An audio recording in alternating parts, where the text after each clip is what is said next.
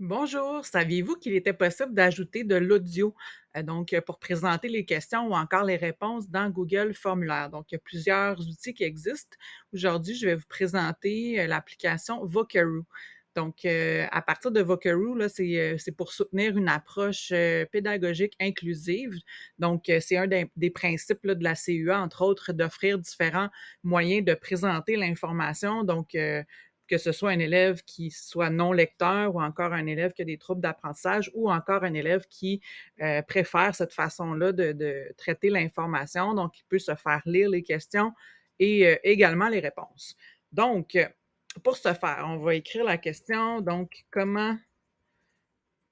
«Quel est ton sport favori?» Et voilà. Et à partir de maintenant, je peux me rendre dans Vocaroo, donc vocaroo.com ici. Et c'est tout simple, là, il y a presque rien sur cette page-là, mis à part un micro ici pour enregistrer l'information. Donc je vais faire un court message audio, et par la suite, je vais appuyer sur arrêt et à ce moment-là, on peut faire enregistrer et partager et je vais venir copier le lien ici. Donc copier, je retourne dans mon formulaire et je vais tout simplement coller mon lien ici.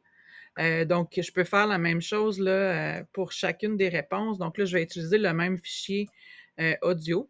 Donc, ce qui est le fun avec Vocaroo, c'est que ça va générer un lien tout simplement et il n'y a pas besoin d'avoir d'autres, extensions là, pour ouvrir le fichier. Donc, ça va s'ouvrir là, dans un autre onglet, bien sûr, mais donc je vous montre qu'est-ce que ça donne là, quand on regarde le formulaire. Donc, vous voyez les liens ici, c'est là qu'il y aura le fichier audio. Donc, c'est sûr que ça implique que les élèves soient en mesure de naviguer dans plusieurs, onglets, donc de passer, d'aller dans un onglet quand on clique sur le lien. Donc, vous allez voir, là, je vais avoir mon fichier audio qui est là. Je peux faire donc je vais faire un court message audio et voilà. Donc là, évidemment, comme je vous dis, il faut naviguer là, entre les 2. Il existe d'autres façons là, avec des extensions, donc Talk and Comment ou Mote. Je vais vous les présenter dans un autre tutoriel. Mais je trouve que cette façon-là, là, ça n'a pas besoin que les participants aient un outil d'installer, là. Donc, ça nous génère des liens comme ça. Donc, voici la première façon d'ajouter de l'audio à un Google formulaire. Bonne journée!